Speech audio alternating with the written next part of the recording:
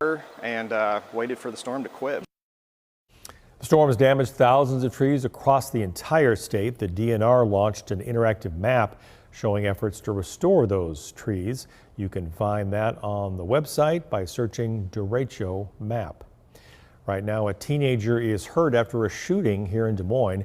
It happened inside an apartment near Crocker and 8th Street. Des Moines police say a 15-year-old male was shot in the leg. His injuries are not life-threatening. Detectives are investigating what led up to that incident. A new proposal from the Department of Government Efficiency, also known as Iowa DOGE, could change how teachers are paid in our state. Right now, our state pays teachers based on the number of years on the job, and the proposed change would pay teachers based on their students' performance. The recommendation came from a subcommittee, Chair Terry Lutz, and now according to Lutz, Iowa students are ranked 24th in math, 26th in reading, and 28th in science. A 2025 report from the Annie E. Casey Foundation shows an increase in 4th graders not proficient in reading and 8th graders not proficient in math. The current education funding model is not working. This system does not reward excellence in education. We are not suggesting cutting costs. We are focused on spending that rewards what matters, higher student achievements. Back in 2011, Governor Terry Branstad pursued performance-based pay, and some data show there are better ways to boost performance. Those include smaller teacher-to-student ratios, smaller class sizes, and measuring individual student growth. President Donald Trump is set to meet with Russian President Vladimir Putin in Alaska this week. The White House indicated Ukrainian President Volodymyr Zelensky could be included in the talks. CBS News' Willie James Inman is looking ahead to the meeting. Later this week, President Trump is scheduled to meet with Russian President Vladimir Putin to discuss a possible end to the war in Ukraine, but much remains up in the air. Among the unanswered questions, what role will Ukrainian President Volodymyr Zelensky play in Friday's talks in Alaska? On Saturday, CBS News confirmed the Trump administration is open to including Zelensky in Friday's summit with President Putin. On Sunday's Face the Nation, Ukrainian ambassador to the U.S. Oksana Markarova suggested President Zelensky is ready and willing to be there. With regard to President Zelensky, he has been, since day one of this horrible aggression, committed to peace, and we have shown that he is ready to be anywhere to advance the agenda of peace. So if needed, President Zelensky, of course, will be present at the meetings. Over the weekend, several European leaders issued a statement saying a path to peace in Ukraine cannot be decided without Ukraine. President Trump indicated on Friday that any peace deal with Russia and Ukraine may involve a swap of territory. Looking at territory that's been fought over for 3.5 years, we're actually looking to get some back and some swapping. President Zelensky said Saturday his country will, quote, not give land to the occupier. My absolute conviction on Friday is that this is President Trump making sure that Putin is serious. And if he is not, then it will stop there. If he is serious, then from Friday onwards, the process will continue. Ukraine getting involved, the Europeans being involved.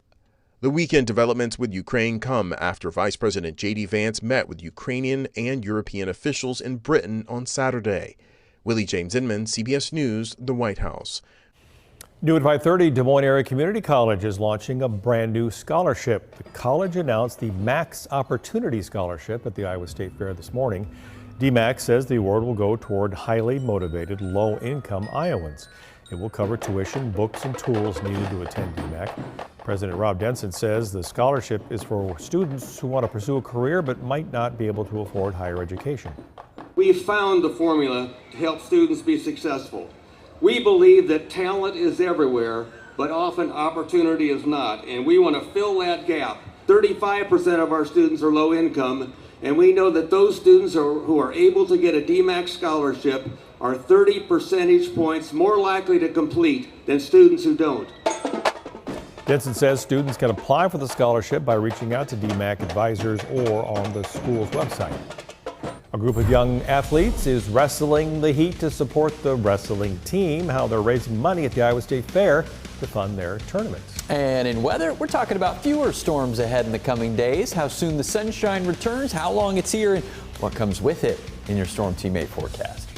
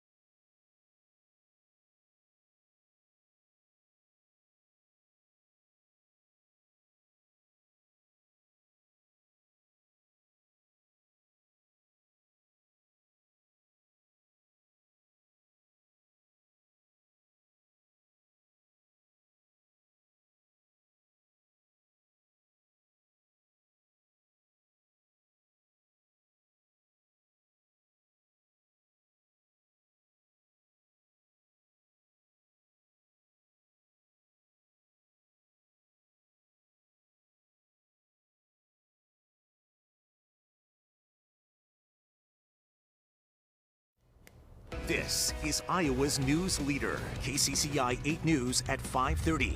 Welcome back. A group of young wrestlers in Central Iowa is spending part of their summer work break working outside the Iowa State Fair. And new at 5:30, KCCI's Nicole Tam shares their motivation behind all that work. The 11 days of the Iowa State Fair is busy business for people around the fairgrounds, selling parking and... Would you like to help support wrestling by buying water for $1? Parker Schultz and his friends from Wrestling Club are busy selling water to fairgoers.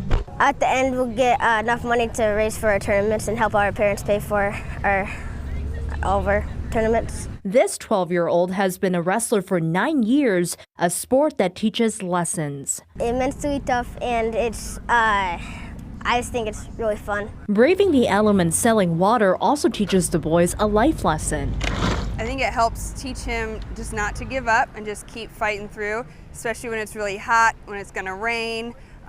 It just lets him know that just keep fighting for your goal. Not every interaction leads to a sale. Would you guys like to help support my wrestling by buying water for $1? Not right now. Thank you, though. But many people are excited to help. Wrestling, I'll take a bottle of water. Young athletes achieve their goals. Keep the change. Oh, thank you. Have a nice day. And bring a smile to their faces. Nicole Tam, KCCI 8 News, Iowa's news leader.